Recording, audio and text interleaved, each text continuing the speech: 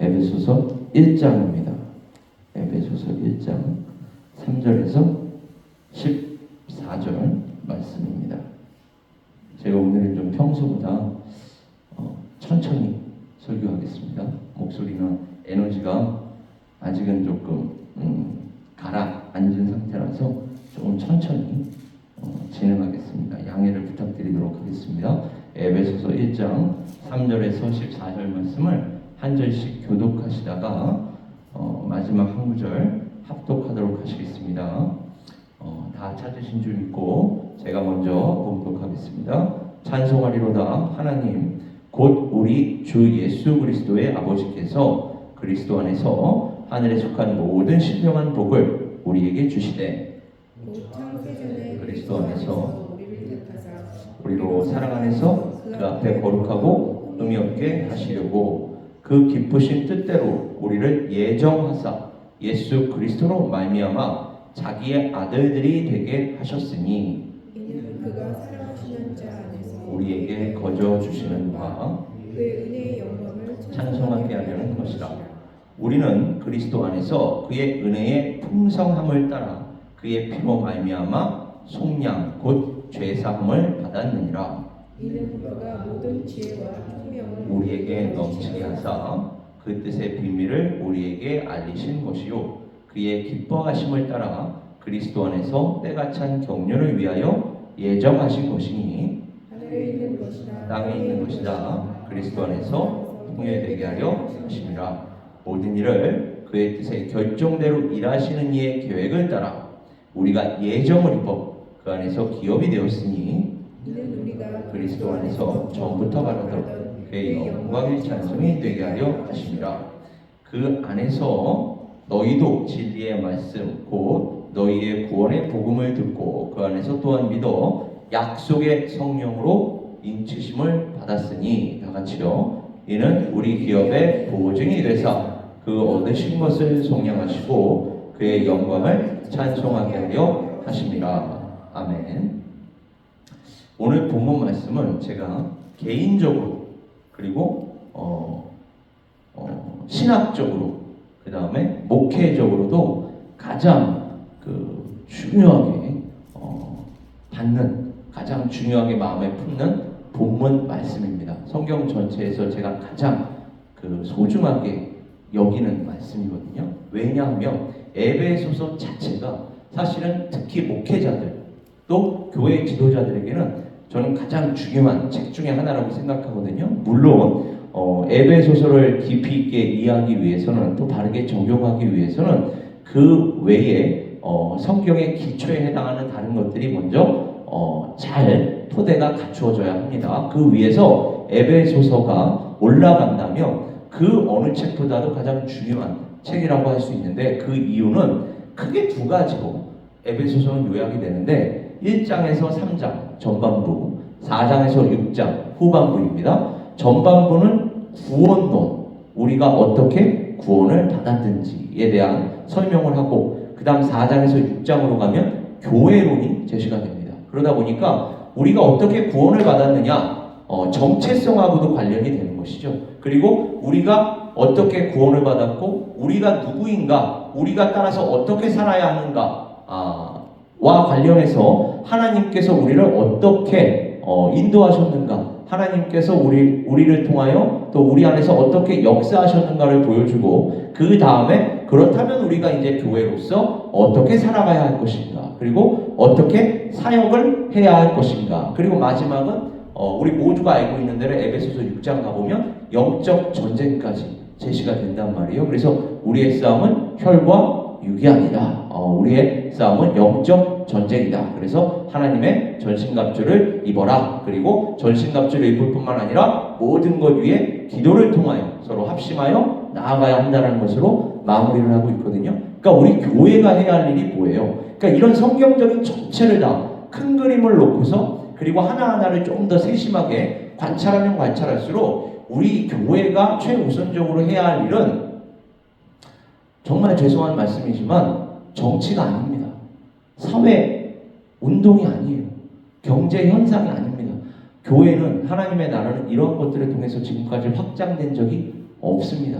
교회는, 하나님의 나라는 순교자들의 피, 순교자들의 희생, 복음 사역을 통하여 여기까지 온 것이지, 무슨 십자군 전쟁이나 사회운동이나 경제운동이나 정치적인 어떤 움직임을 통하여 여기까지 온 게 아닙니다. 왜요? 우리의 싸움은 그러한 싸움이 아니라, 혈과 육의 싸움이 아니라 영적인 전쟁이기 때문에 그렇습니다. 그리고 영적 전쟁을 하는 데 있어서 가장 중요한 건 뭐예요? 다른 무엇보다도 하나님의 전신갑주를 살펴보면 유일한 공격무기, 성령의 검, 하나님의 말씀입니다. 우리는 하나님의 말씀으로 싸워야 하는 거예요. 다른 거에 그렇게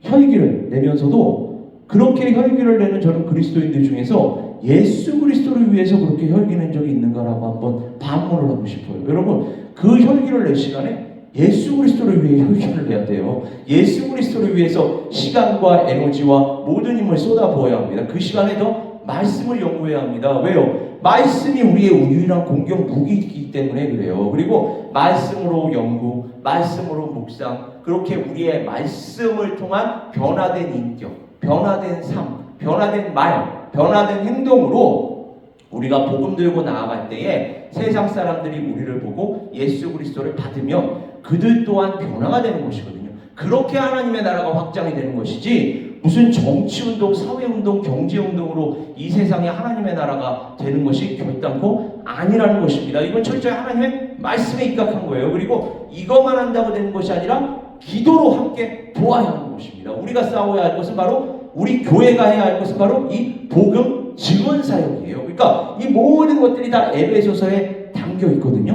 그 첫째로, 가장 본질적인 것으로, 가장 기초적인 것으로 오늘 본문 말씀은 무엇을 얘기하느냐? 우리가 어떻게 구원을 받았는가? 우리가 어떻게 구원을 받을 수 있었는가? 그것은 바로 삼위일체 하나님, 그냥 하나님이 아니에요. 삼위일체 하나님의 연합사역을 통하여 우리의 구원이 이루어졌다는 것입니다. 그러니까 하나님께서는 당신의 존재가 뭐예요? 삼위일체 아닙니까? 존재만으로도 우리가 어떻게 신앙생활을 해야 하는지를 알려주시는 거예요. 하나님은 삼위일체, 공동체로 존재하십니다. 그죠? 우리가 신앙생활하는 데 있어서 공동체로 존재해야 하고, 공동체로 살아가야 하며, 공동체로 사역해야 한다는 것을 보여주는 거예요. 우리는 자기 중심적으로 살아가는 존재들이 아닙니다. 우리는 공동체 안에서, 믿음의 공동체, 신앙 공동체 안에서 함께 서로가 서로를 위하여 기도하면서, 서로가 서로를 격려하면서, 서로가 서로를 위하여 도와주면서 살아가야 하는 존재들입니다. 하나님께서는 존재 양식만으로도 그것을 우리에게 보여주고 계시고, 존재의 양식을 넘어서 이제는 그들이 어떻게 함께 연합사역을 했는지를 보여주고 계시거든요. 일단 성부 하나님께서 우리의 구원을 계획하셨습니다. 심지어 창세 전이라는 말이 나와요. 오늘 본문 말씀을 보면 창세 전에, 세상을 짓기 전에, 이게 무슨 말일까요? 아니, 세상을 짓기 전에 어떻게 우리를 구원하셨다는 것이죠. 이 부분을 오해하시면 안 되는 것입니다. 전지전능하신 하나님이에요. 하나님께서 아담과 하와를 지으셨을 때 아담과 하와가 죄를 지을 줄 아셨을까요? 모르셨을까요? 여러분 한번 가만히 생각해 보세요. 전지전능하신 하나님이 그거 모르셨을까요? 아셨을 거예요. 아셨기 때문에 그들을 짓기 전에, 창세 전에 이미 그들을 그러나 너무 사랑하셨기 때문에 그들과 영원토록 함께 하시려고 그들이 죄를 짓는다는 것을 아시고 죄를 짓는 그들을 구원하시기 위한 계획을 미리 다 세워놓으셨다는 것입니다. 그러니까 그러면 애초에 또 이런 질문을 하실 수가 있죠. 이런저런 또 의구심이 많은 크리스찬들은, 아니 그럼 죄를 짓지 않는 존재로 애초에 창조하셨으면 되는 거 아니냐. 그것은 제가 언젠가 주일 설교 때 말씀드린 적이 있어요. 죄를 짓지 않는 존재다. 그 얘기는 로봇처럼 만든다는 얘기거든요. 자유의지가 없다라는 것입니다. 자유의지를 주신 이유는 왜 주셨다고 그랬죠? 사랑하시기 때문에 주신 거예요. 사랑하시기 때문에. 하나님은 우리와 전인격적으로 사랑을 나누기 원하시기 때문에 자유의지를 주신 거예요. 우리의 마음을 다하여, 힘을 다하여, 지혜를 다하여 우리의 모든 것을 다하여 하나님을 사랑하기 원하시는데 우리를 로봇처럼 만들었다고 한번 생각해 보십시오. 그럼 우리가 하나님 사랑해요 라고 프로그램화 시켰다면 하나님께서 프로그램화된 우리의 그 고백을 통해서 사랑을 느끼실까요? 사랑을 절대 느끼실 수가 없을 것입니다. 그래서 우리에게 자유의지를 주셨는데 그 자유의지를 하나님의 뜻에 따라 사용하지 못한 우리의 죄성, 이 죄악된 본성이 문제였습니다. 그래서 이 죄 문제를 해결하셔야 했어요. 그래서 이 죄 문제를 그럼 어떻게 해결해야 하느냐? 하나님이신 동시에 사람이 오셔야, 왜요? 사람을 대신하여 죽으셔야 했기 때문에 하나님이시지만 전지전능하신 하나님이셔야 해요. 왜? 사망 권세를 이기셔야 하기 때문에 사망 권세를 뚫고 부활하실 수 있는 그 능력이 있어야 하고, 그럼에도 불구하고 인간을 대신하여 죽으셔야 했기 때문에 인간의 몸을 입고 또 오셔야 합니다. 그러니까 100% 사람이자 100% 사람인 당신의 독생자를 통해서 내가 나의 백성을, 나의 사람들을 구원하겠다라는 그 계획을 이미 창세전에 세우셨습니다. 이게 플래너의 역할을 하나님께서 감당하고 계신 거예요. 그리고 그 플랜에 따라 당신의 독생자 예수 그리스도께서 하늘 보좌를 놓으시고 세상에, 여러분 생각해 보세요. 우리는 우리의 죄성 때문에 우리가 가지고 있는 걸 얼마나 움켜쥐기 원합니까? 내려놓는 게 얼마나 힘들어요? 훈련을 통해서 하나 내려놓는 거 아닙니까? 우리 그리스도인들이 그걸 성화라고 하잖아요. 근데 예수께서는 친히 기꺼이 자발적으로 심지어 기뻐하면서 감사하면서 하나님의 그 계획에 동참하셨습니다. 죽기까지 순종하셨다는 거예요. 죽기까지. 어디에서요? 십자가에 달려 돌아가시기까지 순종하셨습니다. 그러니까 계획을 하신 분은 하나님이시요 그것을 실행에 옮기신 분은 예수 그리스도이십니다. 그러니까 플레이어가 되시는 거예요. 스포츠로 얘기하면 감독이 전략 전술을 세웠다라고 하면 그 전략 전술에 따라 실제로 경기장에 나가서 뛰어서 승리를 쟁취한 그 선수가 누구라는 것입니까? 예수 그리스도라는 것입니다. 그래서 예수 그리스도 안에서 우리가 구원을 받았다라는 건 바로 이러한 개념들을 다 포함하고 있는 거예요. 그리고 그 승리를 이제는 사단이 감히 침범하지 못하도록 인치신 거, 보장하신 거, 개런티하시고 보장하시고 선포하시고, 그리고 당신 스스로 선포하실 뿐만 아니라 이제는 당신의 백성들 안으로 들어오셔서 내주하시면서 역사하시면서 우리로도 선포하게 하시는 분이 누구십니까? 성령 하나님이십니다. 이게 바로 오늘 에베소서 1장 3절에서 14절에 기록되어 있는 부분입니다. 그렇다면 이 삼위일체 하나님의 연합사역으로 인하여, 삼위일체 하나님의 존재 양식과 그 연합사역으로 인하여 우리가 구원을 받은 자들이라면,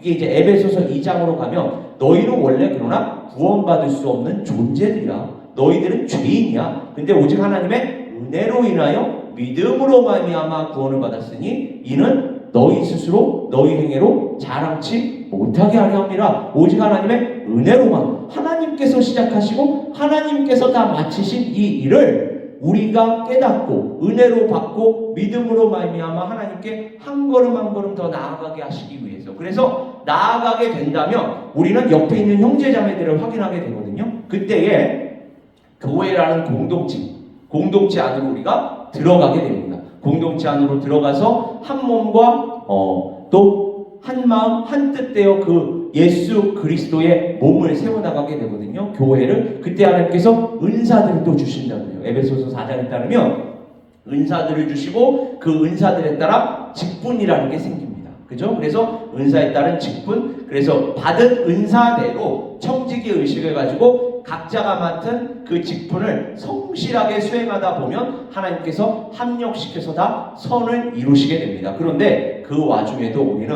이런저런 현실적인 또 문제를 겪게 됩니다. 현실적인 문제에 직면하게 돼요. 그게 바로 5장과 6장에 제시되어 있는 부분이에요. 그때 우리가 하나님의 전신갑주를 입어야 하고 또 기도로서 승리해야 한다라고 사도 바울은 우리에게 제시하고 있는 것입니다. 요약해서 말씀드리자면 오늘 본문 말씀을 포함한 에베소서는 예수 그리스도 안에 있는 구원, 물론 삼위일체 하나님 안에 있는 구원이에요. 조금 더 엄밀하게 얘기하면. 그러나 이것을 실행에 옮기셔서 다 이루신 분이 예수 그리스도이시기 때문에 이걸 그리스도 안에서라는 핵심으로 표현하고 있는 것입니다. 그래서 그리스도 안에 있는 구원, 그리고 그와 같이 구원을 받은 교회, 그리스도인들은 그 예수 그리스도를 머리로 하는 몸으로서 예수 그리스도만이 머리예요. 예수 그리스도만이 머리입니다. 그러니까 십자가라는 게 여러 가지 의미를 담고 있는데 하나님과의 수직적인 관계, 그죠? 하나님과 우리 인간과의 수직적인 관계, 그리고 우리 형제 자매들 간의 은사는 다르지만 직분은 다르지만 본질적으로는 다 형제 자매들 아닙니까? 그래서 수평적인 관계를 십자가가 우리에게 보여주는 것입니다. 그러니까 예수 그리스도만이 머리요, 우리는 은사에 따라 누구는 손의 역할을 하게 되고 누구는 발의 역할을 하게 되고 누구는 허리의 역할을 하게 되고 각자 맡은 그 역할에 따라서 사역을 감당하게 됩니다. 그때에 예수 그리스도를 머리로 하는 몸으로서 이제 교회로 모여서 말씀, 봉사, 교제 가운데 하나가 되어야 한다는 것을 가르치는 책이 바로 에베소서라고 할 수가 있습니다. 그럼에도 불구하고 이 목사라는 직분이 특히 교회 안에서 특별한 것은 교회는 말씀 위에 세워지는 공동체 아닙니까? 말씀 위에 세워지는 공동체인데 그 말씀의 은사를 받은 직분자들이 바로 목회자들이기 때문에 그래요. 그러니까 하나님에 대하여 가장 잘 알고 가장 잘 공부하고 가장 잘 묵상하는 그 직분을 받은 자들이 목사들이기 때문에 그 목사들의 그 인도, 목사들의 가이드라인에 따라 결코 수직적인 관계는 아닙니다. 수직적인 관계는 예수 그리스도와 우리와의 관계가 수직적인 거지 목회자와 평신도들의 관계도 본질적으로는 다 수평적인 관계예요. 수평적인 관계인데 목사가 말씀의 은사, 왜? 말씀 위에 세워진 공동체가 교회이기 때문에 말씀의 은사를 받은 자들이 목회자들로서 말씀을 가르치지 않습니까? 이렇게 말씀을 가르치고 전하고 또 성경 공부, 양육, 신방, 상담 이런 주된 사역들을 목회자들이 감당하잖아요. 그러다 보니까 그 인도자의 역할을 하나님께서 맡기셨기 때문에 그 어떤 수직적인 관계라고 오해하실 수 있을지는 몰라도 하나님께서 그와 같이 사용하시는 것입니다. 목회자들을. 그러니까 예수 그리스도께로 목적은 더 가까이 나아가게 하기 위한 거예요. 에베소서에 그게 제시되어 있습니다. 이런 목회자들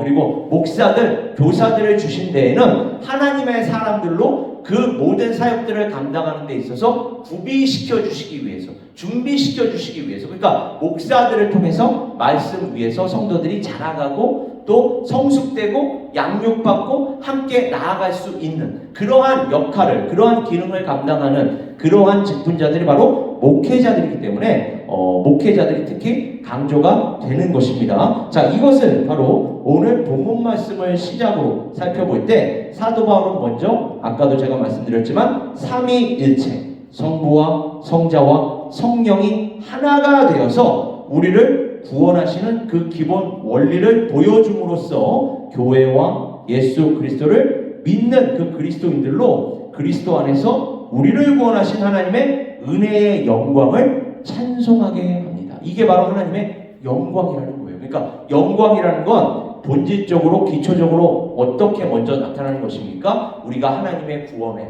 대하여 감사할 때, 감격할 때, 하나님 이렇게 자격 없고 부족한 저희를 감히 하나님의 자녀로 불러주시니 감사합니다. 이때 하나님께서 하나님의 인격이, 하나님의 성령이 우리 안으로 들어오게 되고 그러면 하나님의 영광이 우리를 통하여 나타나고 드러나게 되는 것입니다. 그러니까 감사와 감격 속에서, 찬송 속에서 하나님의 영광이 나타나는 줄 믿습니다. 이때에 우리가 신학적으로 중요한 개념인데 어려운 측면일 수도 있어요. 근데 이해하시면 외울 것도 없고 어려울 것도 없습니다. 이때에 순서적으로 뭐가 일어나느냐? 하나님과 우리가 원래 원수관계 아닙니까? 이게 2장에 제시되어 있잖아요. 원수관계라는 거 왜 원수관계죠? 우리가 죄인이기 때문에 원수관계예요. 그래서 죄 때문에 하나님께 가까이 갈 수가 없었는데 예수 그리스도의 보혈로 말미암아 원수되었던 우리가 하나님께로 가까이 나아가게 되었습니다. 이것을 의라고 얘기해요.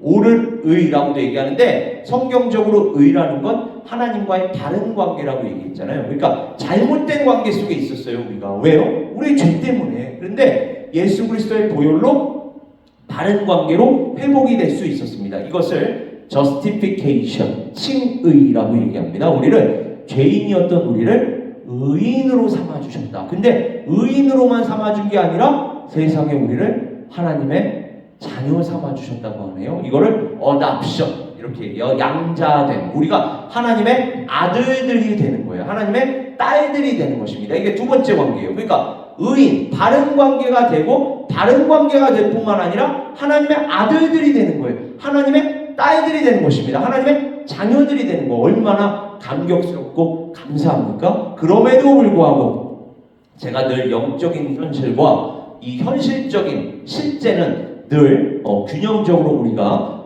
맞추어서 가야 한다라고 하지 않았습니까? 그럼에도 불구하고 우리의 현실은 늘 넘어지고 자빠집니다. 왜요? 영적 전쟁 속에 있기 때문에 그래요. 그러다 보니까 넘어지고 자빠지는데, 그때 하나님께서 아까도 말씀드렸듯이 창세전에 구원하시기로 예정하신, 작정하신 그 사람들은 끝까지 하나님의 나라로 인도하십니다. 이것을 성화라고 얘기해요. sanctification, 그러니까 justification, adoption, 그 다음이 sanctification, 성화가 되는 것입니다. 그렇게 넘어지고 자빠지면서 하루하루 순간순간 우리가 십자가 앞으로 가까이 나아가게 됩니다. 그리고 예수 그리스도께서 다시 오시는 그때 우리는 하나님의 그 궁극적인 영광 안으로 들어가게 돼요. 이게 바로 글로리피케이션, 영화라고 얘기합니다. 그러니까 이해하시고 외울 것도 없어요. 순서적으로 그렇구나. 우리의 신앙생활이 칭의, justification, 의롭게 되는 것으로 시작해서 의롭게 되는 것으로 끝나는 게 아니라 우리가 하나님의 아들, 딸들이 되는 것이고, 아들, 딸들이 됨에도 불구하고 이 현실 세계 속에서 영적 전쟁 중에 있기 때문에 넘어지고 자빠지는데, 그때마다 하나님께서 은혜 주시고 또 복 내려 주셔서, 여기서 복이라는 건 신령한 복을 얘기하는 거예요. 이 땅 위에 세상 사람들이 얘기하는 여러분 새해 복 많이 받으세요, 이때의 복이 아닙니다. 그 복은 무슨 돈, 학벌, 명예 이런 복을 얘기하잖아요. 세상 사람들은. 우리가 얘기하는 복은, 성경이 얘기하는 복은 신령한 복입니다. 1차적으로 신령한 복을 받으면 하나님의 뜻에 따라 움직이게 되고, 하나님의 뜻에 따라 움직이다 보면 거기에 따라 또 사역을 맡게 되고, 사역을 맡게 되면 하나님께서 필요한 거 주시네요. 그러면 이 땅에 또 기름진 복도 하나님께서 허락하시게 되는 것이죠. 이렇게 결과적으로 맡게 되는 것이지, 이 땅의 기름진 복은 처음부터 그게 목적이 되어서는 안 되는 것입니다. 그러니까 우리는 그 복도 누리게 돼요. 그러면서 하루하루 순간순간 예수 그리스도를 닮아가게 됩니다. 이게 성화요. 그러나 이 땅에서는 온전히 닮아갈 수가 없어요. 우리가 예수 그리스도를. 왜요? 근본적으로 죄인이기 때문에,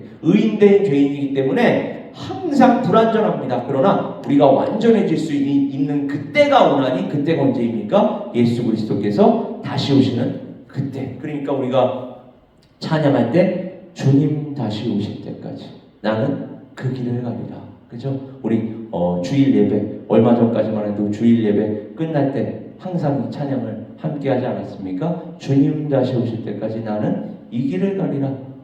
좁은 문, 좁은 길, 주의 십자가 지고. 그렇게 우리는 가다 보면 예수 그리스도를 닮아가게 되는 것입니다. 닮아가다 보면 우리 주변에 있는 사람들이 우리의 인격을 통하여, 우리의 삶을 통하여, 우리의 말과 행동을 통하여, 우리의 사역을 통하여 변화가 일어납니다. 그때 하나님의 나라가 확장되는 줄 믿습니다. 저는 우리 교회가, 우리 에베네스의 선교교회가 바로 이와 같이 본질적으로 성경적으로 하나님 앞에서 쓰임받는 공동체 될 수 있기를 늘 기도하며 소망합니다. 바로 이와 같이 우리가 한 마음과 한 뜻 되어 나아가야 하는데, 자, 일단은 먼저 오늘은 개괄적으로 설명하고 마칠게요.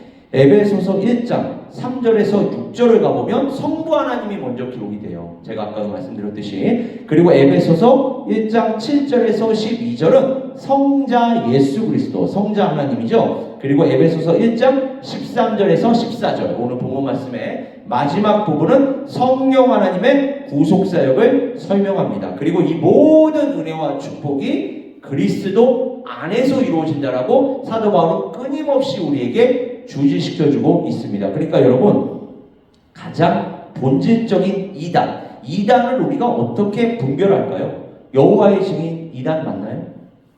어떻게 판단하죠? 여호와의 증인이 이단이라고? 신천지 이단 맞나요? 어떻게, 어떤 기준으로 이단이라고 판단하나요? 일단 1차적으로 가장 중요한 건 삼위일체 하나님을 믿느냐 안 믿느냐입니다. 그러니까 여호와의 증인이라는 것 자체가 예수 그리스도를 안 믿는 거예요.